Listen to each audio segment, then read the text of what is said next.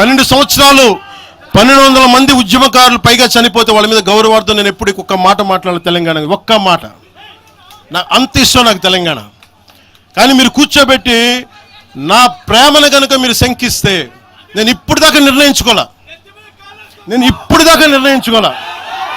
మీరు అంటున్నారు కాబట్టి చెప్తున్నా, తెలంగాణలో జనసేన ఉంటుంది, మేము పోటీ చేస్తాం. ఇప్పుడు దాకా ఎప్పుడు అవసరమైతే తెలంగాణలో తిరుగుతాం, మేమే తిరుగుతాం.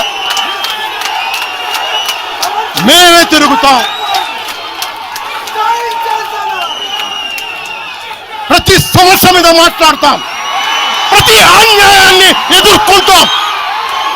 ఏం మాట్లాడతారు మీరు? ఇది తెలంగాణ భారతదేశంలో అంతర్భాగం, మర్చిపోకండి.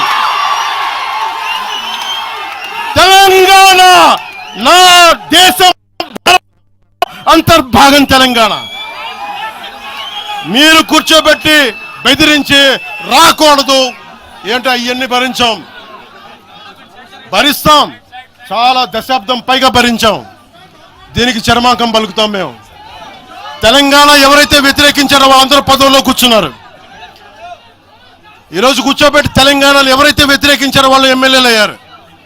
ఒక్క మాట మాట్లాడలా, కిక్కును మనకుండా కూర్చున్న 12 సంవత్సరాలు. మా నాయకుల్ని పేరు పేరుని అడగండి, ఒక్కొక్కరిని అడగండి, ఇంటర్వ్యూలు తీసుకోండి. ఏ రోజున్నా సరే నేను వాళ్ళని ప్రోత్సహించని అడగండి. వాళ్ళు నన్ను వదలలేదు, నన్ను ఏం చేయమంటారు చెప్పండి. దండం పెట్టి చెప్పా, మీరు శుభ్రంగా వెళ్ళిపోయినంటే లేదు, మాకు నీ ఆశయాలు ఇష్టం, మాకు జనసేన భావజాలం ఇష్టం. ఉన్న మహేందర్ కానీ, రాజలింగం గారు కానీ, ఉన్న ప్రతి ఒక్కరు పేరు పేరున, శంకర్ కానీ పేరు పేరున ప్రతి తెలంగాణ జిల్లాలో ఉన్న నాయకులందరూ యువరాజ్యం నుంచి ఉండిపోయారు. వాళ్ళు పోలే. నేను చెప్పా, మీరు మిగతా పార్టీస్కి పోండి అంటే పోలా. దాసోజు శ్రవణ్ ఎవరు పట్టుకున్నారు? మీరు ఆ పట్టుకుని దాసోజు శ్రవణ్ కానీ ఈరోజు ఎమ్మెల్సీగా ఉన్నారంటే, ఆ రోజు మీరు కూర్చోబెట్టి మాట్లాడుతూ ఉన్నారు. ఆ రోజున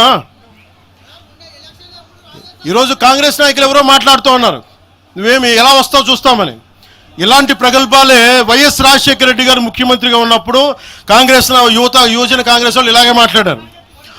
ఆ రోజున తన్ని తగలేసాం ప్రతి ఒక్కడు వచ్చిన వాళ్ళు, గుర్తుపెట్టుకోకండి. ఆ రోజు నాకు నిలబడిన తెలంగాణ యువత నిలబడ్డారు, బస్తీలో నుంచి ఉస్మానియా నుంచి వచ్చిన వాళ్ళు నిలబడ్డారు. ఆ రోజున రాజలింగం గారికి తెలుసు.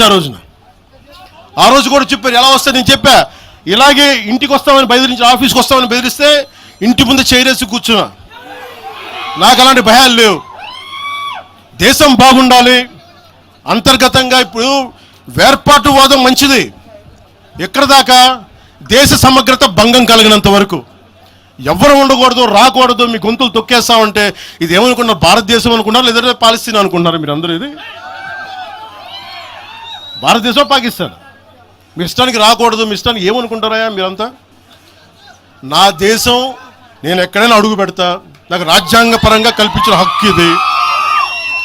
ఇప్పుడు కాంగ్రెస్ నాయకులకు ఒకటే చెప్తున్నా, రాహుల్ గాంధీ గారు కానీ ప్రియాంక గాంధీ గారి దక్షిణ భారతంలోకి వచ్చి వైనాడులో పోటీ చేయొచ్చు. ఇందిరాగాంధీ గారేమో మెదక్లో పోటీ చేయొచ్చు. పివి నరసింహారావు గారిని ఎక్కడి నుంచి గెలిపించారు? తెలంగాణలో ఆయన ఓడగొడతారనే కదా ఆయన ఆ రోజున కొంచెం నంద్యాల పార్లమెంట్ నుంచి గెలిపించింది, ఆంధ్ర ప్రజలు కాదు గెలిపించింది. అప్పుడు ఆ రోజు తెలంగాణ నాయకుడిని చూసారా, మన నాయకుడిని చూసారా? ఆ రోజున ఏం బెదిరిస్తారా మీరందరూ కూర్చోబెట్టి? కాంగ్రెస్, మీరు చెప్పే వైసీపీ కాంగ్రెస్ నాయకులు, నేను దగ్గరుంటున్న మంగళగిరి దగ్గర ఇప్పటం అనే గ్రామంలో కాంగ్రెస్ దిమ్మల్ని కూలిస్తే, మీ కాంగ్రెస్ దిమ్మలకి నేను కూర్చోబెట్టి ఆ రోజు మాట్లాడింది, నేను తిరిగి దిమ్మల్ని కూర్చోబెట్టి నిలబెట్టింది మేము, మీ కాంగ్రెస్ దిమ్మల్ని. మీరు కూర్చోబెట్టి మమ్మల్ని గురించి మాట్లాడతారా? అసలు కాంగ్రెస్ పార్టీ అనే దానికి ఒక పద్ధతి ఉందా? మీరు ప్రాంతీయవాదమా? కాంగ్రెస్ పార్టీ రాహుల్ గాంధీ కానీ, ఇంక్లూడింగ్ శ్రీమతి ప్రియాంక గాంధీ కానీ, I hope you would respond. I expect Mr. Rahul Gandhi and Ms. Priyanka Gandhi to respond on this. Your leaders, your so-called national party, you're behaving like, your Congress leaders are few Congress leaders, behaving like separatists. And Meeru, again you want to come into Andhra Pradesh and your Congress has to be there. You wanted to be there. What a contradiction, what a hypocrisy.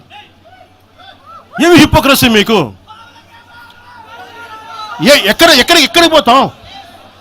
ఈ లెక్కలేదు. అసలు భారతదేశంలో ఎవడైనా ప్రతి రాష్ట్రానికి వెళ్ళినా పాస్పోర్ట్లు తీసుకొని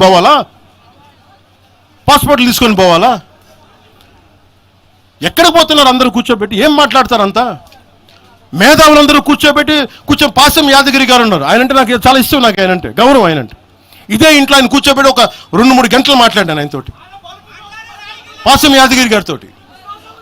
ఆయన వల్లే, ఆయన మాటల్లోనే వచ్చింది మాకు దామోదరం సంజీవయ్య గారు.